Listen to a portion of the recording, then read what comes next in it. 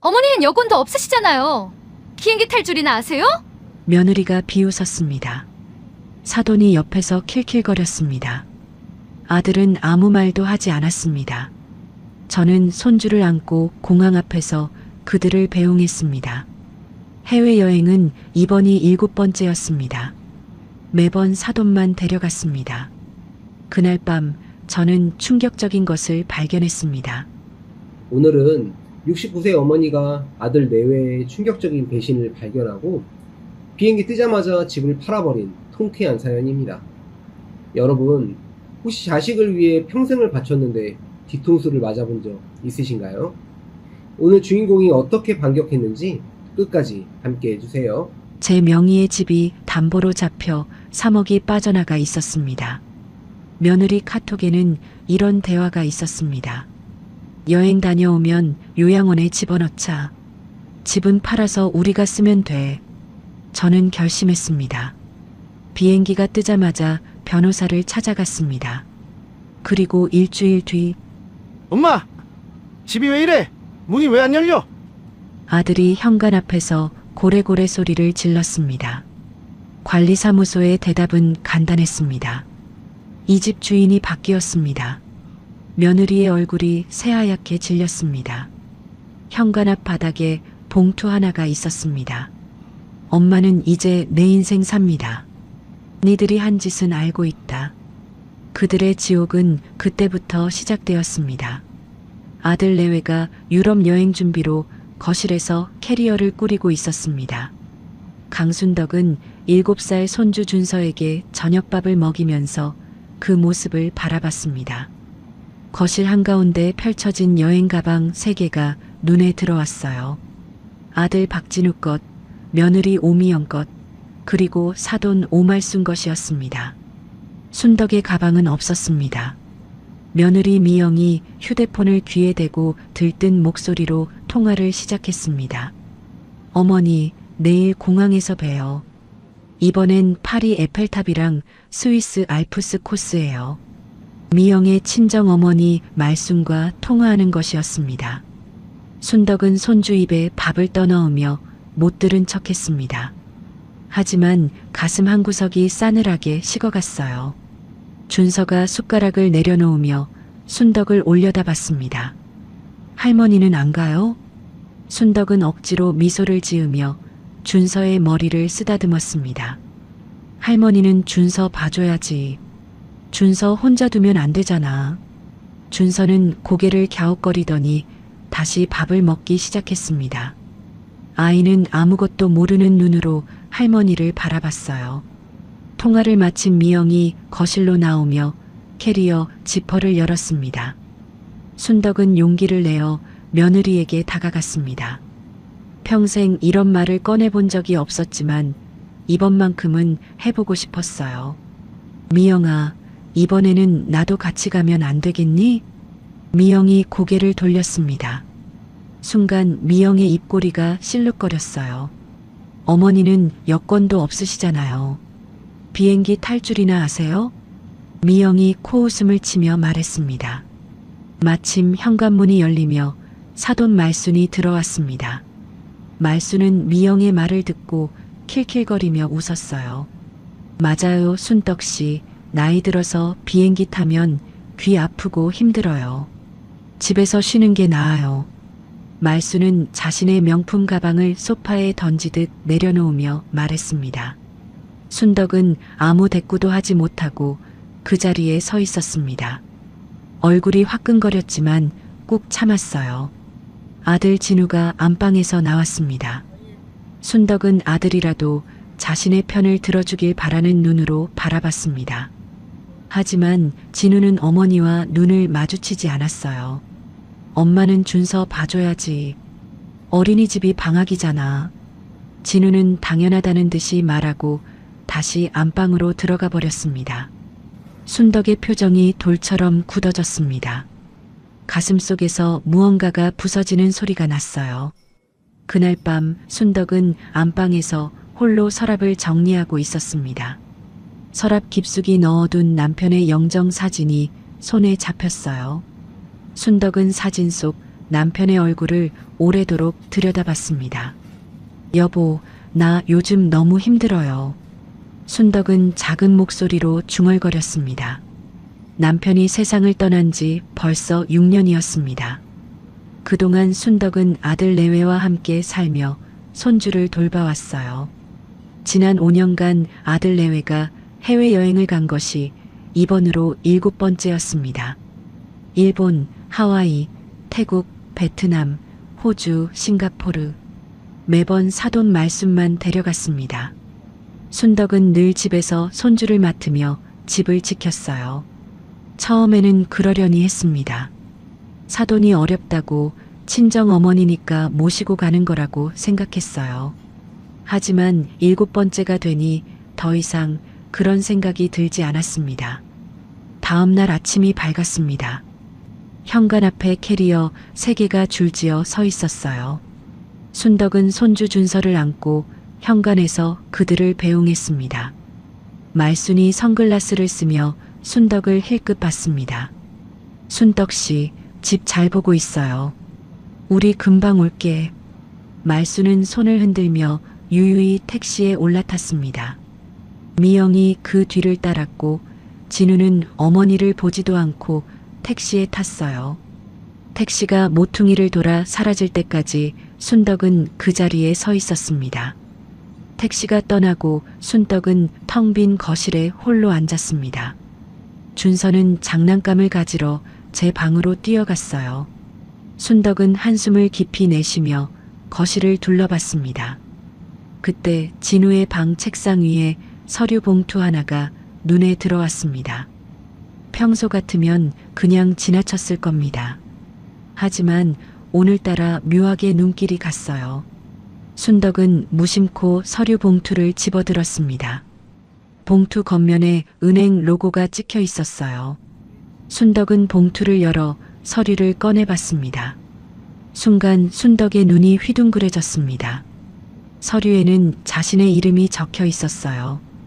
이 집의 등기부등본과 담보대출 확인서였습니다. 순덕은 서류를 자세히 읽어봤습니다. 자신 명의의 이 집이 담보로 잡혀 3억 원이 대출되어 있었어요. 대출 실행일은 3달 전이었습니다. 순덕의 손이 덜덜 떨리기 시작했습니다. 자신은 이런 서류에 도장을 찍은 적이 없었어요. 서류에 찍힌 도장과 서명을 자세히 들여다봤습니다. 도장은 자신의 것이 맞았습니다. 하지만 서명은 미묘하게 달랐어요. 누군가 자신의 도장을 몰래 가져가 서류를 위조한 것이 분명했습니다. 순덕은 다리에 힘이 풀려 그 자리에 주저앉았습니다. 머릿속이 새하얘졌어요. 자신이 평생 모은 돈으로 산 이 집이 아들의 빚 담보가 되어 있었습니다. 그날 밤 순덕은 잠을 이루지 못하고 거실을 서성였습니다. 불을 끄고 소파에 앉아 멍하니 있는데 테이블 위에서 불빛이 반짝였어요. 미영이 두고 간 태블릿이었습니다. 순덕은 무의식적으로 태블릿을 집어들었습니다. 화면을 켜니 카카오톡이 열려 있었어요. 미영과 친정어머니 말순의 대화창이었습니다.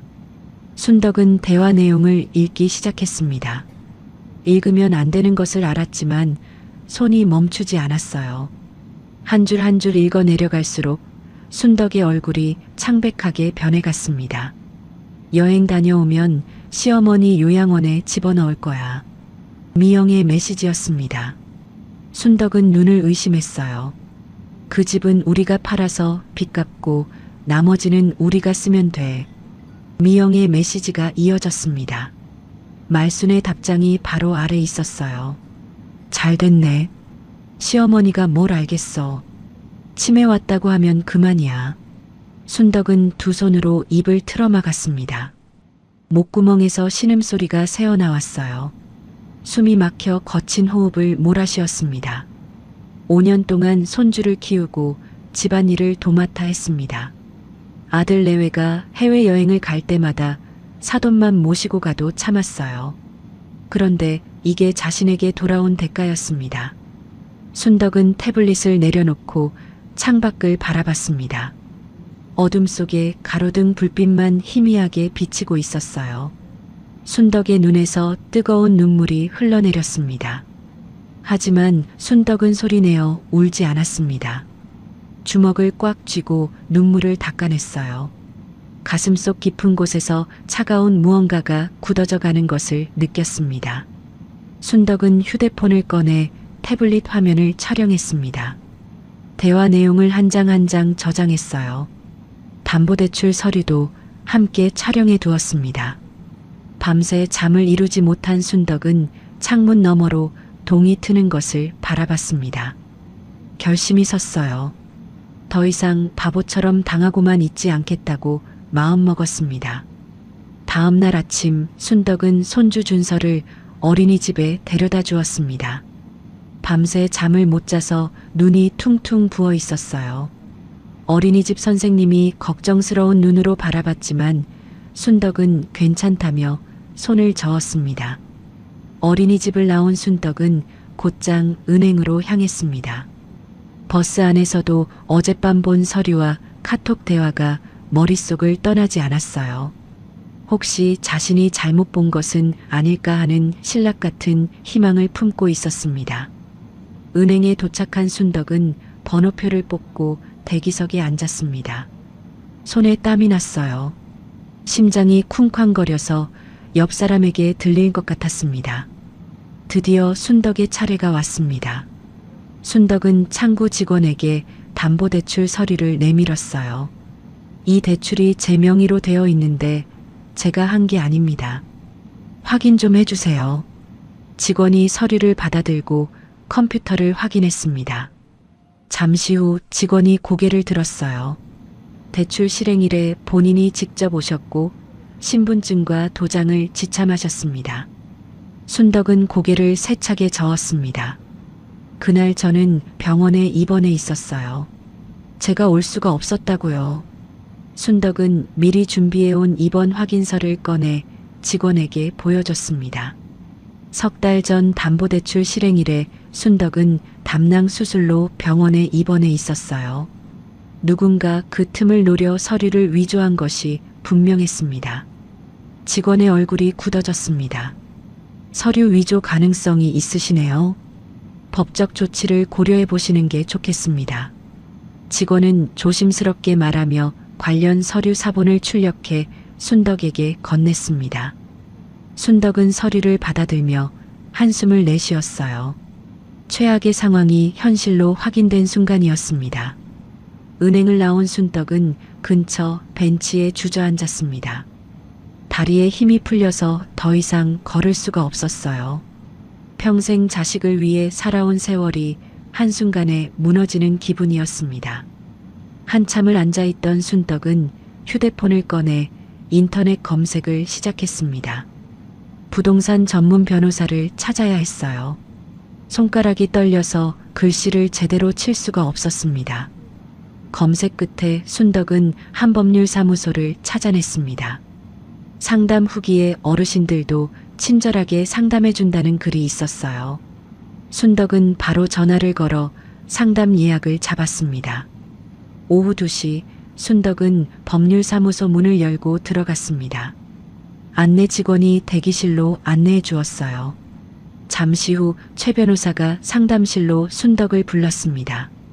최 변호사는 50대 중반의 단정한 인상이었습니다. 순덕을 자리에 앉히고 물 한 잔을 건넸어요. 어르신, 천천히 말씀해 보세요. 어떤 일이십니까? 순덕은 떨리는 손으로 서류들을 꺼내 테이블 위에 펼쳤습니다. 담보대출 서류, 입원 확인서, 그리고 휴대폰에 저장한 카톡 대화 캡처까지요. 최 변호사는 서류들을 하나하나 꼼꼼히 살펴봤습니다. 이 서명, 어르신 것이 맞습니까? 최 변호사가 서류의 서명란을 가리키며 물었습니다. 순덕은 고개를 저었어요. 아닙니다. 비슷하게 따라 썼는데 제 글씨가 아니에요. 도장은 제 것이 맞는데 누가 몰래 가져갔나 봐요. 최 변호사가 고개를 끄덕이며 서류를 내려놓았습니다. 명백한 문서 위조입니다. 대출 무효 소송이 가능합니다. 순덕의 눈에 희미한 빛이 돌았습니다. 하지만 최 변호사의 표정은 여전히 심각했어요. 다만 시간이 문제입니다. 아드님이 돌아오시면 상황이 복잡해질 수 있어요. 최 변호사는 카톡 대화 내용을 다시 한번 읽어봤습니다. 집을 급히 처분하시려면 소송과 병행해서 진행해야 합니다. 지금 바로 시작하시겠습니까? 순덕은 잠시 망설였습니다. 아들이었습니다. 자신이 낳고 키운 아들이 이런 짓을 했다는 것이 아직도 믿기지 않았어요. 하지만 카톡 대화 내용이 떠올랐습니다. 요양원에 집어넣고 집을 팔아서 자기들이 쓰겠다던 그 대화요. 순덕의 눈빛이 단단하게 굳어졌습니다. 전부 진행해 주세요. 순덕은 단호하게 대답했습니다. 최 변호사가 고개를 끄덕이며 서류 작업을 시작했어요. 법률사무소를 나온 순덕은 바로 부동산 중개소로 향했습니다. 해가 서쪽으로 기울기 시작했어요. 순덕은 걸음을 재촉했습니다. 부동산 중개소 문을 열자 중년의 여자 사장이 순덕을 맞았습니다. 어서 오세요. 어떤 일로 오셨어요? 순덕은 자리에 앉으며 말했습니다. 제 명의로 된 집을 팔려고요. 급하게 팔아야 합니다. 사장이 고개를 갸웃거렸습니다. 금매로 내놓으시면 시세보다 좀 낮게 받으실 수 있어요. 그래도 괜찮으시겠어요? 순덕은 고개를 끄덕였습니다. 괜찮습니다. 일주일 안에 처리해 주세요. 사장이 놀란 표정을 지었지만 더 이상 묻지 않았습니다. 서류 작업을 시작하며 매물 정보를 입력했어요. 순덕은 부동산을 나와 어린이집으로 준서를 데리러 갔습니다. 준서의 손을 잡고 집으로 돌아오는 길이 유난히 길게 느껴졌어요. 모든 것이 꿈만 같았습니다.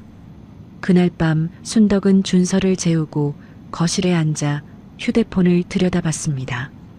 항공편 운항 정보를 검색했어요. 아들 내외와 사돈을 태운 비행기는 이미 유럽 상공을 날고 있었습니다. 순덕은 창밖에 밤하늘을 올려다봤습니다. 저 하늘 어딘가에 아들이 있었어요. 자신을 요양원에 버리려던 아들이요. 순덕의 입에서 낮은 혼잣말이 흘러나왔습니다. 진우야, 엄마가 이렇게 나올 줄은 몰랐지. 순덕은 휴대폰을 내려놓고 눈을 감았습니다. 이제 돌이킬 수 없는 길을 가기로 한 것이에요. 두렵지 않다면 거짓말이었습니다. 하지만 더 두려운 것은 요양원에 버려지는 것이었습니다. 평생 바친 세월이 그렇게 끝나는 것이요. 순덕은 주먹을 꽉 쥐었습니다. 다음 날 아침 부동산 사장에게서 전화가 왔습니다. 어르신, 금매 매수자가 나타났어요. 내일 계약하실 수 있으시겠어요? 순덕의 심장이 쿵 내려앉았습니다. 생각보다 빨랐어요. 네, 내일 가겠습니다. 순덕은 전화를 끊고 깊은 숨을 내쉬었습니다. 최 변호사에게도 연락해서 내일 함께 가달라고 부탁했어요. 이제 정말 시작이었습니다. 순덕은 준서를 어린이집에 데려다주고 다시 빈 거실에 섰습니다. 이 집에서 5년을 살았어요. 손주의 첫걸음도 첫말도 이 집에서 보았습니다. 거실 창문으로 들어오는 햇살이 마루를 비추고 있었습니다. 순덕은 그 햇살을 한참 동안 바라봤어요. 이 집과도 곧 이별이었습니다. 순덕은 고개를 돌려 남편 영정 사진을 바라봤습니다. 여보, 나 지금 잘하고 있는 거 맞죠? 대답은 없었습니다. 하지만 순덕은 알고 있었어요. 이제 자신의 인생을 찾아야 할 때라는 것을요. 부동산 중개소에서 금매 계약을 진행하던 순덕 앞에 낯선 남자 2명이 나타났습니다. 검은 점퍼를 입은 남자들은 험악한 인상이었어요. 중개소 사장이 깜짝 놀라 자리에서 일어났습니다. 박진우 씨 어머니시죠? 덩치 큰 남자가 순덕에게 다가오며 물었습니다. 순덕은 놀란 가슴을 진정시키며 고개를 끄덕였어요. 누구신데요? 남자가 씩 웃으며 주머니에서 종이 한 장을 꺼냈습니다. 아드님한테 빌려준 돈 받으러 왔습니다. 3억 외에 사채로 1억을 더 빌리셨는데 이자가 밀렸어요. 순덕은 눈앞이 캄캄해졌습니다. 은행 대출 3억도 모자라 사채까지 있었던 것이에요. 다리가 후들후들 떨려왔습니다. 남자가 차용증을 순덕 앞에 들이밀었습니다. 아들 진우의 서명이 선명하게 적혀 있었어요. 날짜는 넉 달 전이었습니다. 이 집이 담보니까 못 갚으면 집으로 받겠습니다. 남자의 목소리가 낮고 위협적이었습니다. 순덕의 얼굴이 새하얗게 질렸어요. 그때 부동산 사장이 두 남자 사이에 끼어들었습니다. 저기요, 여기서 이러시면 안 됩니다. 어르신 놀라시잖아요. 사장은 단호한 목소리로 말하며 순덕 앞을 막아섰습니다. 남자들이 사장을 노려봤어요. 사채 담보는 법적 효력이 없어요. 경찰 부를까요? 사장이 휴대폰을 들어보이자 남자들의 표정이 굳어졌습니다. 둘은 서로 눈짓을 나누더니 투덜거리며 중개소를 나갔어요. 연락드릴 테니 기다리고 계세요. 문 밖에서 남자가 소리쳤습니다. 순덕은 그제야 숨을 내쉬었어요. 온몸에 식은땀이 흘러내렸습니다. 사장이 순덕의 손을 잡았습니다. 어르신 괜찮으세요? 물 좀 드실래요? 순덕은 고개를 끄덕이며 물컵을 받아들었습니다. 손이 떨려서 물이 컵 밖으로 튀었어요. 걱정 마세요. 사채 담보는 법적으로 인정 안 됩니다. 제가 금매 매수자 바로 연결해 드릴게요. 사장의 말에 순덕은 간신히 정신을 차렸습니다. 아들이 사채까지 끌어다 썼다는 사실이 믿기지 않았어요. 도대체 그 많은 돈을 어디에 쓴 것인지 알 수가 없었습니다. 순덕은 바로 최 변호사에게 전화를 걸었습니다. 변호사님, 사채업자들이 찾아왔어요. 아들이 1억을 더 빌렸대요. 최 변호사가 잠시 침묵하다 말했습니다. 더 서두르셔야겠습니다. 오늘 중으로 공증을 받으시죠. 순덕은 전화를 끊고 눈을 질끈 감았습니다. 시간이 없었어요. 아들이 돌아오기 전에 모든 것을 끝내야 했습니다. 한편 그 시각 유럽에서는 진우의 휴대폰이 울렸습니다. 에펠탑 앞에서 기념사진을 찍던 진우가 전화를 받았어요. 사채업자의 목소리가 들려왔습니다. 진우의 표정이 일그러졌습니다. 주변을 살피며 목소리를 낮췄어요. 지금 해외라서 어쩔 수 없다고요. 돌아가면 연락드릴게요. 진우는 급하게 전화를 끊었습니다. 미영이 다가와 물었어요. 무슨 전화야? 표정이 왜 그래? 진우는 억지로 웃음을 지었습니다. 회사에서 온 전화야. 별거 아니야. 미영은 의심스러운 눈으로 남편을 바라봤습니다. 하지만 더 묻지 않고 돌아섰어요. 사돈 말순이 손을 흔들며 레스토랑으로 가자고 재촉하고 있었습니다. 빨리 와요. 배고파 죽겠어. 말순은 고급 레스토랑 앞에서 기다리며 희죽거렸습니다. 진우는 무거운 발걸음으로 그 뒤를 따랐어요. 마음 한구석이 불안했지만 내색하지 않았습니다. 같은 시각 한국에서 순덕은 최 변호사 사무실에 도착했습니다. 변호사가 준비한 서류들이 테이블 위에 펼쳐져 있었어요. 대출 무효 확인서와 집 매매 계약서였습니다. 여기에 도장을 찍으시면 됩니다. 최 변호사가 서류를 가리키며 말했습니다. 순덕은 떨리는 손으로 도장을 꺼냈어요. 잠시 멈칫했습니다. 이 도장을 찍는 순간 돌이킬 수 없었어요. 아들과의 관계도 이 집에서의 생활도 모두 끝이었습니다. 최 변호사가 순덕의 눈치를 살피며 조용히 말했습니다. 천천히 생각하셔도 됩니다. 하지만 시간이 많지 않은 것도 사실입니다. 순덕은 깊은 숨을 들이마셨습니다. 미영의 카톡 대화가 떠올랐어요. 요양원에 집어넣겠다던 그 차가운 글자들이요. 순덕은 단호하게 도장을 찍었습니다. 대출 무효 확인서에 한 번, 매매 계약서에 한 번이요. 붉은 인주가 선명하게 찍혔습니다. 매수자에게 일주일 내로 잔금 처리해달라고 부탁했습니다. 최 변호사가 서류를 정리하며 말했습니다. 순덕은 고개를 끄덕였어요. 변호사 사무실을 나온 순덕은 하늘을 올려다봤습니다. 해가 뉘엿뉘엿 지고 있었어요. 주황빛 노을이 하늘을 물들이고 있었습니다. 순덕은 천천히 집으로 돌아왔습니다. 어린이집에서 준서를 데려와 저녁을 먹였어요.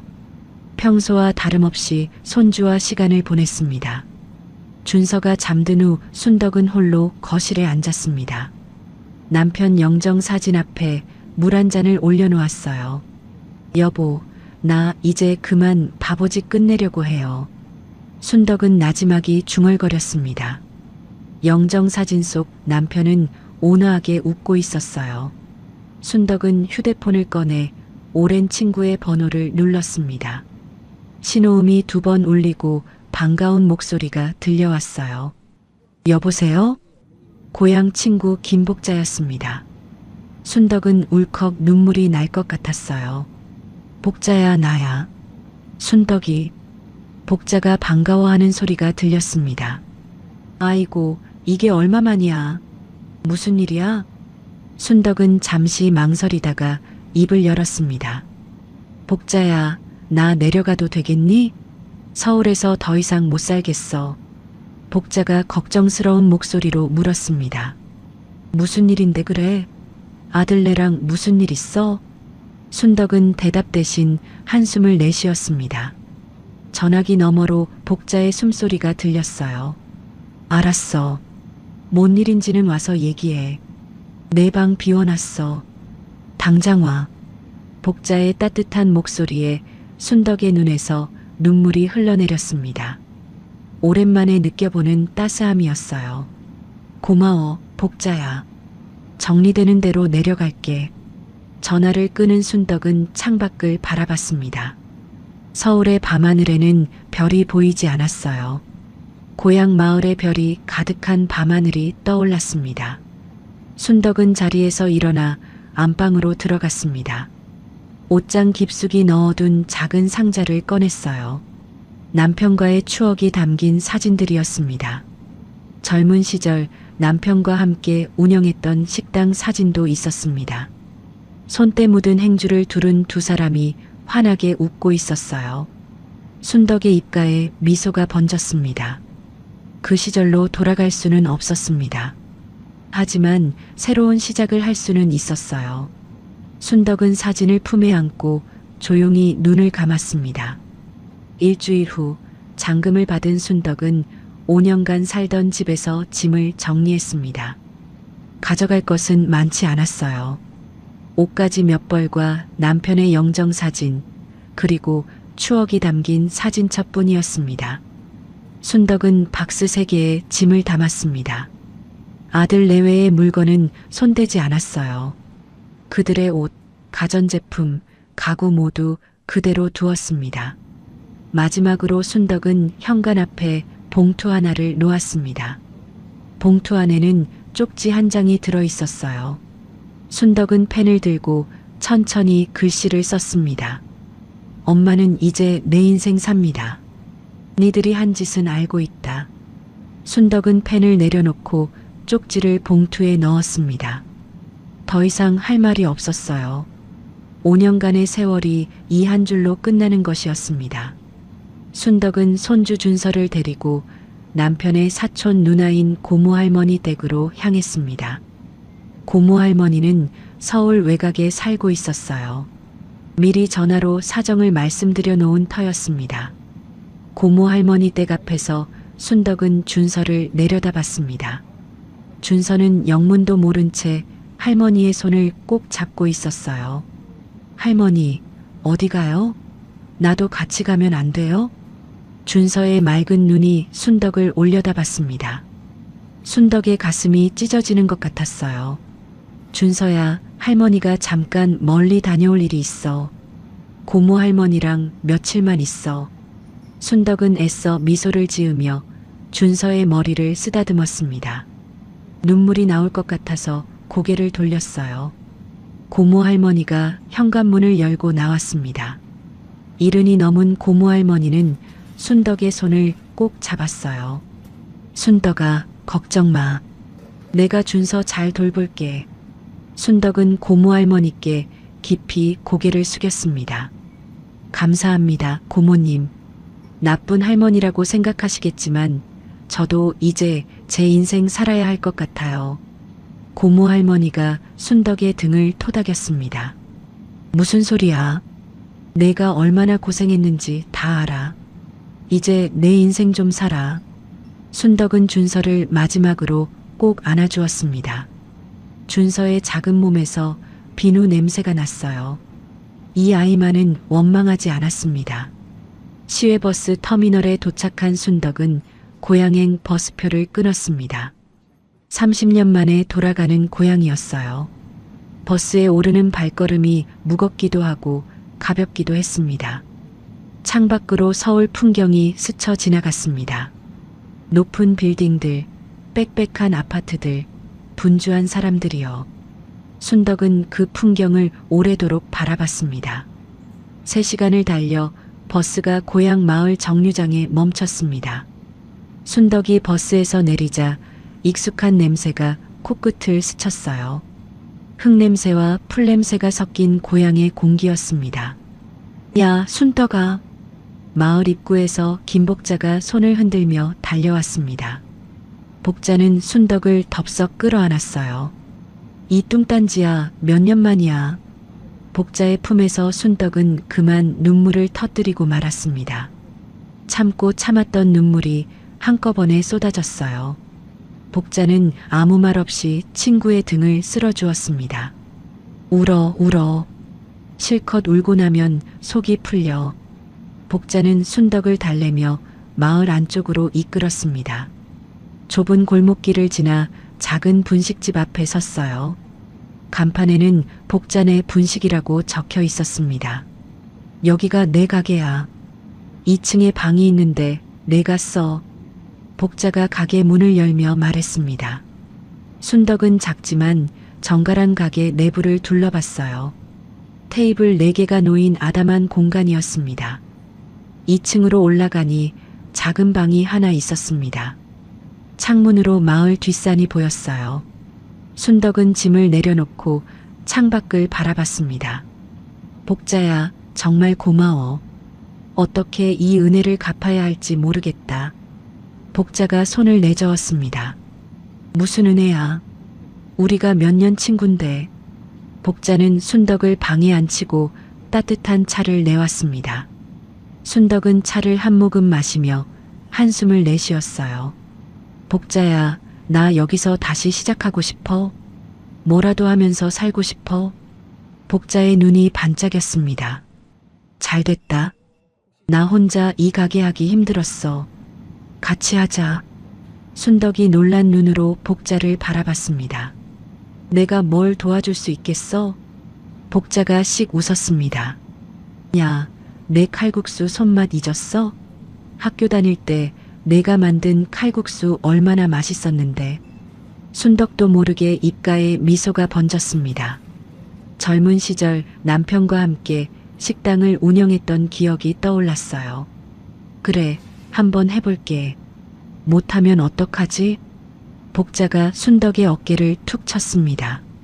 못하면 어때? 우리 나이에 뭐가 무서워? 그날 밤 순덕은 오랜만에 편하게 잠들었습니다. 창문 틈으로 들어오는 바람이 시원했어요.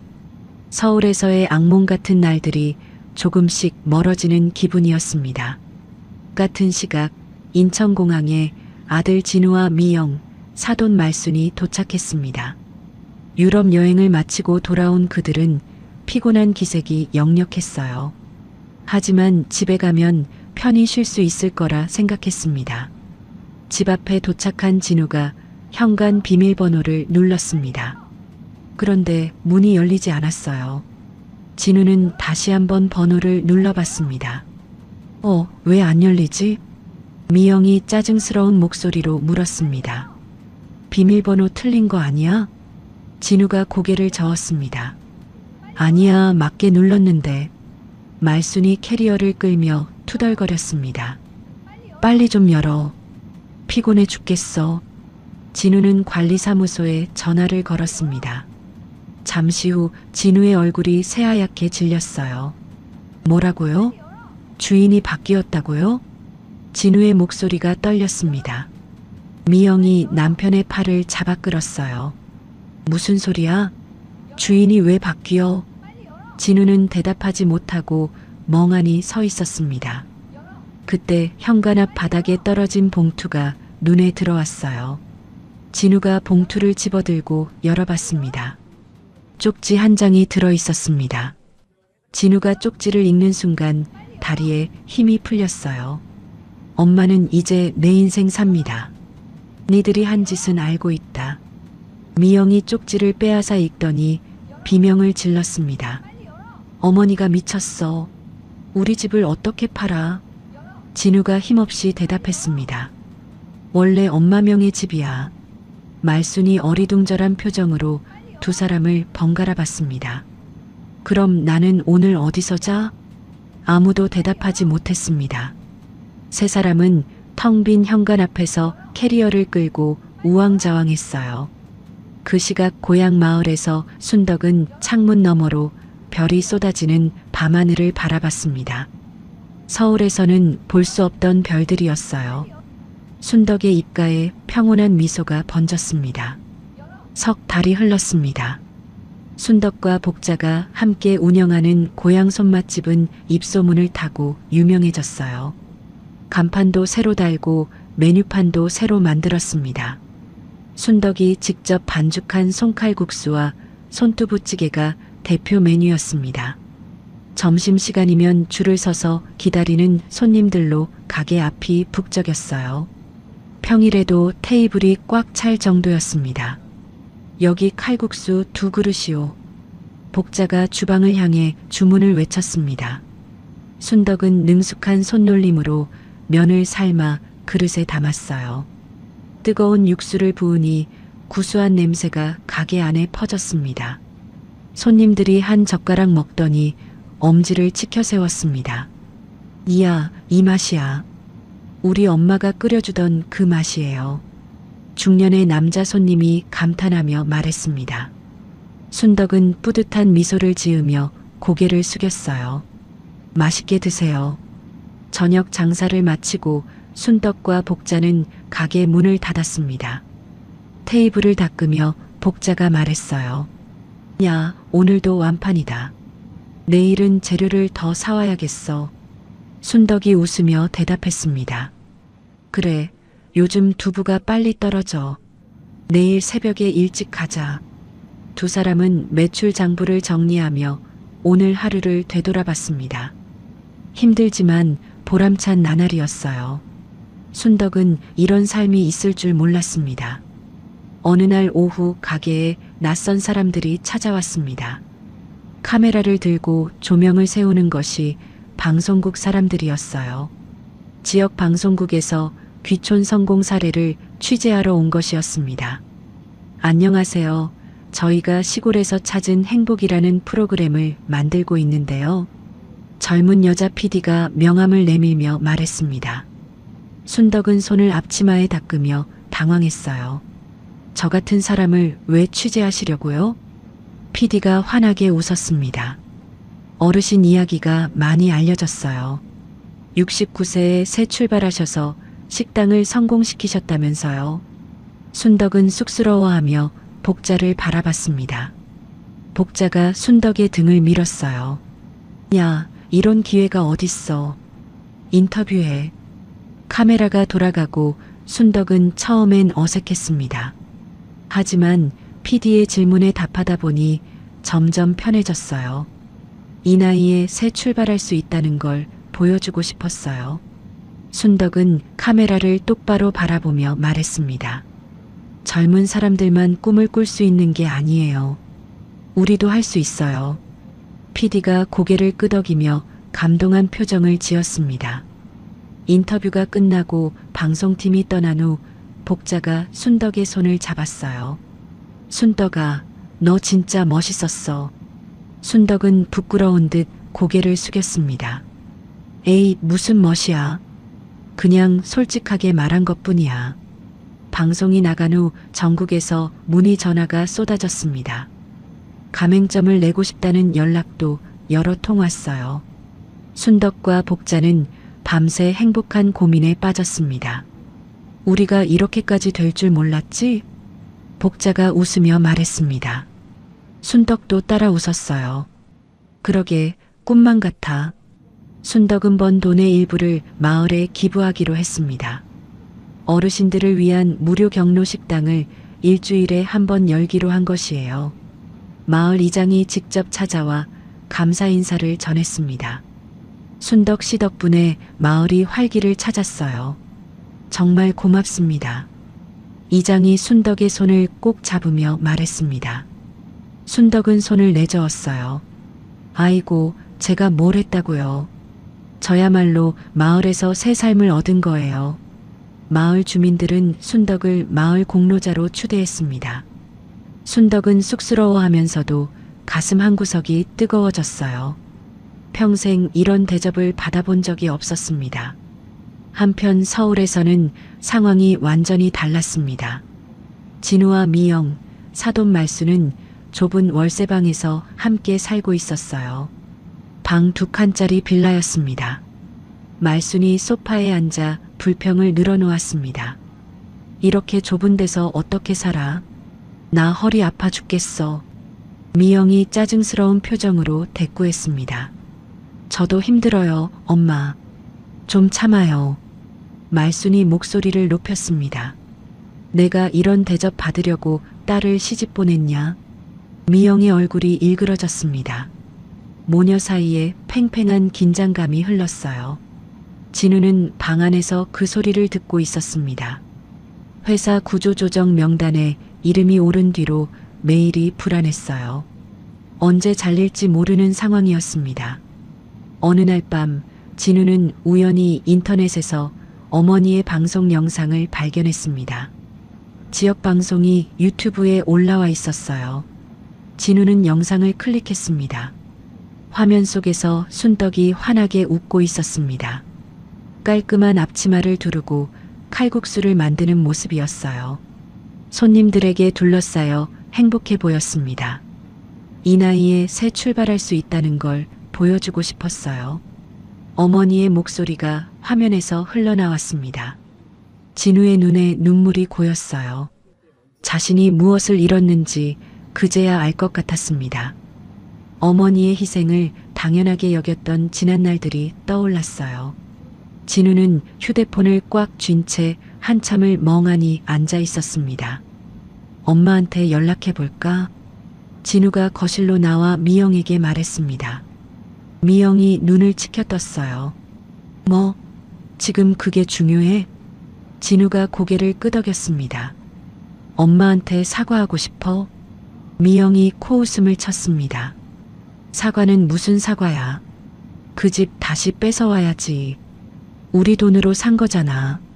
진우의 표정이 굳어졌습니다. 우리 돈이 아니야. 엄마 돈이었어. 미영이 아무 말도 하지 못했습니다. 진우는 고개를 떨구고 방으로 들어가 버렸어요. 그날 밤 고향 마을에서 순덕은 뒷산에 올랐습니다. 복자와 함께 저녁 산책을 하는 것이 요즘 일과였어요. 산 정상에서 바라본 하늘에는 별이 가득했습니다. 복자야, 나 요즘 너무 행복해서 무서워. 순덕이 하늘을 올려다보며 말했습니다. 복자가 웃었어요. 무서워하지 마. 내가 받을 만큼 받는 거야. 순덕은 먼 하늘을 바라보며 남편 생각에 잠겼습니다. 눈시울이 붉어졌다가 이내 미소로 바뀌었어요. 여보, 나 이제 행복해도 되는 거죠? 바람이 순덕의 머리카락을 부드럽게 흩날렸습니다. 마치 남편이 대답하는 것 같았어요. 순덕은 별빛 아래서 오래도록 서 있었습니다. 며칠 후 사돈 말순에게 한 통의 전화가 걸려왔습니다. 오랜 지인이라는 남자였어요. 말수는 반가운 목소리로 전화를 받았습니다. 어머, 김 사장님, 오랜만이에요. 전화기 너머로 남자의 구수한 목소리가 들려왔습니다. 말순의 표정이 점점 밝아졌어요. 확실한 투자 기회가 있다고요? 석 달에 2배요? 말순은 귀를 쫑긋 세우며 통화에 집중했습니다. 남자는 자신이 운영하는 투자 회사에 돈을 맡기면 큰 수익을 보장한다고 했어요. 원금 보장에 고수익이라는 달콤한 말이 쏟아졌습니다. 전화를 끊은 말순이 미영에게 다가왔습니다. 말순의 눈이 반짝거렸어요. 미영아, 대박날 기회가 왔어. 미영이 고개를 갸웃거렸습니다. 무슨 기회요, 엄마? 말순이 목소리를 낮추며 말했습니다. 김 사장이라고 내 오랜 지인인데 투자하면 석 달에 2배가 된대. 내가 노후자금 5천만 원 넣을 테니까 너희도 좀 보태라. 미영의 눈이 커졌습니다. 요즘 생활이 빠듯했던 터라 귀가 솔깃했어요. 정말요? 확실한 거예요? 말순이 자신있게 고개를 끄덕였습니다. 내가 아는 사람이야. 믿을만해. 미영은 남편 진우에게 이 이야기를 전했습니다. 진우는 고개를 세차게 저었어요. 안 돼. 그런 건 사기일 확률이 높아. 미영이 목소리를 높였습니다. 지금 우리 형편이 어떤데 그래. 뭐라도 해야지. 말순도 가세했습니다. 맞아, 사위.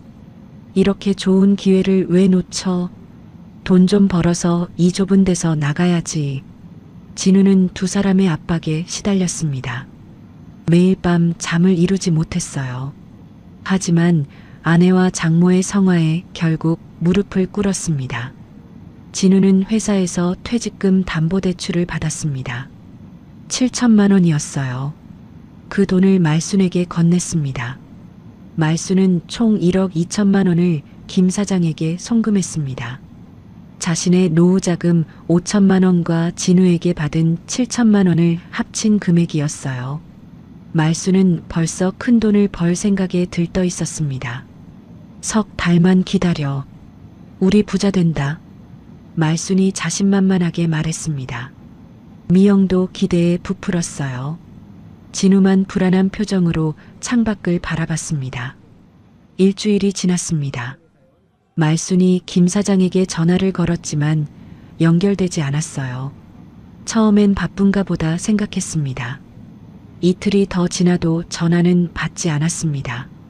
말순의 얼굴에 불안한 기색이 떠올랐어요. 손이 떨리기 시작했습니다. 사흘째 되는 날 말순은 직접 김 사장의 사무실을 찾아갔습니다. 그런데 사무실이 있던 건물층에는 텅 빈 공간만 있었어요. 사무실 흔적조차 찾을 수 없었습니다. 아니, 이게 무슨... 말순은 건물 관리인을 붙잡고 물었습니다. 관리인이 무덤덤하게 대답했어요. 그 회사요? 일주일 전에 갑자기 짐 빼고 사라졌어요. 말순의 다리가 풀렸습니다. 벽에 기대어 간신히 몸을 지탱했어요. 눈앞이 캄캄해졌습니다. 집으로 돌아온 말순은 바닥에 주저앉아 울부짖었습니다. 내 돈, 내 평생 모은 돈. 미영이 놀라서 달려왔습니다. 엄마, 왜 그래요? 무슨 일이에요? 말순이 미영의 손을 붙잡았습니다. 사기야, 사기. 그 사람이 돈 들고 도망갔어. 미영의 얼굴이 새하얗게 질렸습니다. 7천만 원이라는 숫자가 머릿속을 맴돌았어요. 남편의 퇴직금 담보대출이었습니다. 진우가 회사에서 돌아와 상황을 알게 되었습니다. 진우는 아무 말도 하지 못하고 소파에 주저앉았어요. 손으로 얼굴을 감싸쥐었습니다. 경찰에 신고했지만 결과는 참담했습니다. 조직적인 사기로 피해자가 수십 명에 달한다고 했어요. 수사는 지연될 것이고 돈을 되찾기는 어려울 거라는 대답뿐이었습니다. 말순이 미영에게 울면서 말했습니다. 미영아, 엄마가 잘못했어. 어떡하지? 미영의 눈에 불꽃이 튀었습니다. 참았던 감정이 터져나왔어요. 엄마가 욕심부려서 이 꼴이 됐잖아. 왜 확인도 안 하고 돈을 보내요? 말순이 목소리를 높였습니다. 내년이 돈 보태라고 해서 그런 거지. 나 혼자 한 게 아니야. 모녀가 거세게 다투기 시작했습니다. 좁은 월세방에서 고함 소리가 울려 퍼졌어요. 진우는 두 손으로 귀를 막고 방으로 들어가 버렸습니다. 설상가상으로 다음날 진우에게 회사에서 연락이 왔습니다. 구조조정 대상자로 최종 확정되었다는 통보였어요. 이달 말까지 퇴사하라는 내용이었습니다. 진우는 전화를 끊고 멍하니 앉아 있었습니다. 직장도 잃고 돈도 잃었어요. 퇴직금 담보대출의 상환 독촉이 곧 시작될 것이었습니다. 미영이 방으로 들어와 남편을 다그쳤습니다. 어떻게 할 거야? 대출은 어떻게 갚아? 진우는 대답하지 못했습니다. 머릿속이 텅 비어버린 것 같았어요. 며칠 후 집주인에게서 연락이 왔습니다. 월세가 2달째 밀렸으니 이번 달 안에 방을 빼라는 통보였어요. 미영이 전화를 끊고 눈물을 쏟았습니다. 이러다 우리 진짜 거리로 나앉게 생겼어. 말수는 구석에 웅크리고 앉아 아무 말도 하지 못했습니다. 자신 때문에 이 지경이 된 것을 알기에 고개를 들 수가 없었어요. 모녀 사이에는 싸늘한 공기가 흘렀습니다. 진우는 더 이상 방법이 없었습니다. 사채업자들의 독촉 전화는 매일 울렸어요. 퇴직금 대출 상환 독촉장도 날아왔습니다. 어느 날 밤 진우는 휴대폰을 들었습니다.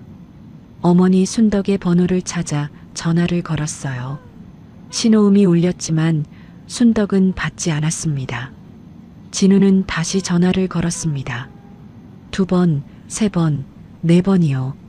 하지만 순덕은 끝내 전화를 받지 않았습니다. 진우는 휴대폰을 내려놓고 천장을 바라봤습니다. 눈물이 흘러내렸어요. 자신이 뿌린 씨앗이 이렇게 돌아온 것이었습니다. 며칠 밤을 꼬박 세운 진우는 결심했습니다. 직접 어머니를 찾아가기로 한 것이에요. 새벽에 홀로 시외버스 터미널로 향했습니다. 버스에 오르며 진우는 창밖을 바라봤습니다. 서울의 불빛이 점점 멀어져 갔어요. 어머니에게 무슨 말을 해야 할지 아직 정하지 못했습니다. 이른 아침 시외버스가 고향 마을 정류장에 멈췄습니다. 진우는 버스에서 내려 주위를 둘러봤어요. 30년 만에 밟아보는 어머니의 고향 땅이었습니다. 마을 초입에는 작은 가게들이 줄지어 있었습니다. 그중 하나에 고향 손맛집이라는 간판이 눈에 들어왔어요. 진우는 천천히 그 가게 앞으로 다가갔습니다. 가게 안에서 어머니 순덕이 주방에서 일하고 있었습니다. 앞치마를 두르고 칼국수 반죽을 치대는 모습이었어요. 진우는 유리창 너머로 그 모습을 한참 동안 바라봤습니다. 어머니의 얼굴에는 미소가 가득했습니다. 서울에서 살 때와는 완전히 다른 표정이었어요. 진우의 가슴이 먹먹해졌습니다. 순덕이 고개를 들어 창밖을 바라봤습니다. 그리고 유리창 앞에 서 있는 아들을 발견했어요. 순덕의 표정이 굳어졌습니다. 두 사람의 눈이 마주쳤습니다. 순덕은 잠시 멈추더니 아무 말 없이 다시 반죽에 집중했어요. 진우는 발을 떼지 못하고 그 자리에 서 있었습니다. 가게 문이 열리더니 복자가 밖으로 나왔습니다. 복자는 진우를 위아래로 훑어보며 물었어요. 뭐하러 왔어? 너 때문에 내 엄마가 얼마나 속을 썩었는데. 복자의 목소리는 차가웠습니다. 진우는 고개를 숙였어요. 엄마한테 할 말이 있어요. 복자가 코웃음을 쳤습니다. 할 말? 이제 와서 무슨 할 말이 있다고. 복자가 팔짱을 끼고 진우를 막아섰습니다. 그때 가게 문이 다시 열리고 순덕이 나왔어요. 순덕은 아들 앞에 멈춰서서 말없이 내려다봤습니다. 진우는 어머니의 눈을 제대로 마주치지 못했습니다. 입술이 떨렸어요. 말을 꺼내기가 너무 어려웠습니다. 엄마. 진우가 간신히 입을 열었습니다. 그리고 그 자리에서 무릎을 꿇었어요. 가게 앞을 지나던 마을 사람들이 놀라서 발걸음을 멈췄습니다. 엄마, 죄송합니다. 진우가 고개를 조아리며 말했습니다. 목소리가 갈라졌어요. 제가 잘못했어요. 용서해 주세요. 순덕은 아무 말 없이 아들을 내려다봤습니다. 표정에는 아무런 감정도 드러나지 않았어요. 복자가 옆에서 불안하게 지켜봤습니다. 뭐가 미안한데? 순덕이 차갑게 물었습니다. 진우가 고개를 들었어요. 다요. 다 잘못했어요. 진우의 목소리가 떨렸습니다. 엄마 명의로 몰래 대출받은 것, 엄마를 요양원에 보내려 한 것, 사돈만 데리고 여행 다닌 것, 전부 다 제 잘못이에요. 순덕의 눈에 잠깐 파란이 일었습니다. 하지만 금세 다시 차가워졌어요. 그래서 순덕의 한마디에 진우가 다시 고개를 숙였습니다. 저는 자격 없는 아들입니다. 그래도 한 번만 기회를 주세요. 진우의 눈에서 눈물이 흘러내렸습니다. 뚝뚝 떨어지는 눈물이 흙바닥에 자국을 남겼어요. 순덕은 한참 동안 말이 없었습니다. 바람이 불어 나뭇잎이 흔들렸어요. 무거운 침묵이 흘렀습니다. 일어나. 순덕이 나직하게 말했습니다. 진우가 고개를 들었어요. 용서는 쉽게 되는 게 아니다. 순덕은 아들의 눈을 똑바로 바라보며 말했습니다. 하지만 내가 어떻게 변하는지 볼 거다. 순덕이 진우의 팔을 잡아 일으켜 세웠습니다. 진우의 눈에서 다시 눈물이 쏟아졌어요. 복자가 옆에서 순덕의 어깨를 툭 쳤습니다. 야, 너 또 마음이 약해지는 거 아니지? 순덕이 고개를 저었습니다. 아니야. 공짜로 봐주는 거 아니야. 순덕이 진우를 바라보며 말했습니다. 내가 진짜 달라지고 싶으면 여기서 일부터 해라. 공짜로 도와주는 거 없다. 진우는 고개를 끄덕였습니다. 네, 뭐든지 할게요. 그날부터 진우는 가게에서 일하기 시작했습니다. 청소, 설거지, 재료 손질까지 닥치는 대로 했어요. 처음엔 서툴러서 접시도 깨고 실수도 많았습니다. 복자가 혀를 찼습니다. 쯧쯧, 저게 무슨 일을 했다고. 하지만 진우는 포기하지 않았습니다. 매일 새벽에 일어나 가게 문을 열었어요. 밤늦게까지 설거지를 하고 바닥을 닦았습니다. 순덕은 아들의 변화를 말없이 지켜봤습니다.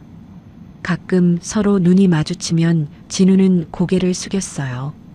아직 어머니 앞에서 당당할 자격이 없다는 것을 알았습니다. 열흘쯤 지났을 때 미영이 고향 마을에 나타났습니다. 남편이 돌아오지 않자 직접 찾아온 것이었어요. 미영은 가게 앞에서 앞치마를 두른 진우를 보고 눈이 휘둥그레졌습니다. 당신 지금 뭐 하는 거야? 미영이 다그쳤습니다. 진우가 조용히 대답했어요. 일하는 거야. 미영이 어이없다는 표정을 지었습니다. 집에 가자. 당신이 여기서 이럴 때가 아니잖아. 진우가 고개를 저었습니다. 나는 여기 있을 거야. 미영의 얼굴이 붉어졌습니다. 미영은 가게 안으로 들어가 순덕을 찾았어요. 어머니, 집 돌려주세요. 그 집은 우리가 살던 집이에요. 순덕이 천천히 미영을 바라봤습니다. 순덕의 눈빛이 싸늘했어요. 내가 나한테 하려던 짓 잊었니? 미영이 말문이 막혔습니다. 요양원에 집어넣고 집 팔아서 쓰려던 거 내가 다 알아. 순덕의 목소리는 조용하지만 단호했습니다. 미영의 얼굴이 새하얗게 질렸어요. 그건 미영이 변명을 하려 했지만 말이 나오지 않았습니다. 순덕이 등을 돌렸어요. 더 할 말 없으면 돌아가. 미영은 남편을 바라봤습니다. 진우가 조용히 말했어요. 미영아, 돌아가. 나는 여기 있을 거야. 미영의 눈에 눈물이 차올랐습니다. 분노와 배신감이 뒤섞인 표정이었어요. 좋아, 그럼 우리 끝이야. 미영이 가방에서 서류 봉투를 꺼내 진우에게 던졌습니다. 이혼 서류였어요. 미영은 뒤도 돌아보지 않고 가게를 나갔습니다. 진우는 바닥에 떨어진 서류를 조용히 집어들었습니다. 한참을 들여다보다가 품에 넣었어요. 순덕이 아들의 뒷모습을 말없이 바라봤습니다. 그날 밤 순덕은 가게 뒷마당에서 하늘을 올려다봤습니다. 별이 쏟아지는 밤이었어요. 복자가 다가와 옆에 섰습니다. 진우 녀석, 진짜 변하려는 것 같아? 순덕이 천천히 고개를 끄덕였습니다. 모르겠어. 근데 지켜볼 거야. 복자가 순덕의 어깨를 토닥였습니다. 내가 고생이다, 순덕아. 순덕은 미소를 지었습니다. 아들이 진심으로 변하길 바라는 마음이 있었어요. 하지만 쉽게 믿기엔 상처가 너무 깊었습니다. 1년이 흘렀습니다. 진우는 이혼 절차를 마무리하고 고향 마을에 완전히 정착했어요. 이제는 고향 손맛집의 배달과 재료 관리를 도맡아 하고 있었습니다. 아침마다 진우는 새벽 5시에 일어났습니다. 시장에서 신선한 재료를 사오고 가게 문을 열었어요. 어머니보다 먼저 일어나 준비하는 것이 일과가 되었습니다. 순덕은 아들의 변화를 지켜보며 조금씩 마음을 열어갔습니다. 예전처럼 다정하게 대하지는 않았어요. 하지만 가끔 아들의 밥그릇에 반찬을 더 얹어주곤 했습니다. 어느 날 점심 손님이 몰려들어 가게가 정신없이 바빴습니다. 진우가 능숙하게 주문을 받고 음식을 나르는 모습을 복자가 바라봤어요. 야, 순덕아, 저 녀석 이제 완전 식당 사장 다 됐네. 복자가 웃으며 말했습니다. 순덕도 모르게 입꼬리가 올라갔어요. 그래도 아직 멀었어. 순덕이 퉁명스럽게 대답했지만 눈가에는 미소가 번졌습니다. 복자가 팔꿈치로 순덕을 쿡 찔렀어요. 에이, 좋으면서. 한편 서울에서는 상황이 완전히 달라져 있었습니다.